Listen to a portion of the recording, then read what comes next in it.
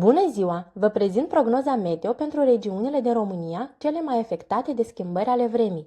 Luni, 29 mai, Vaslui, 24 grade, cer variabil, Galați, 23 grade, cer noros, Dolj, 22 grade, parțial noros, Vrancea, 21 grade, cer variabil, Gorj, 21 grade, marți, 30 mai, Sălaj, 20 de grade, Burniță, Dâmbovița, 24 grade, cer variabil, Călăraș, 25 grade, parțial noros, Ialomița, 26 grade, Senin, Covasna, 23 grade, cer variabil, miercuri, 31 mai, Olt, 26 grade, Senin, Gorj, 24 grade, Burniță, Alba, 20 de grade, ploaie moderată, Dolj,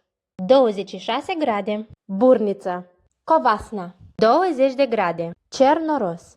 În celelalte locuri ale țării, vremea nu prezintă schimbări semnificative. Nu uitați să vă abonați pentru a primi prognoza meteo de 2 ori pe săptămână.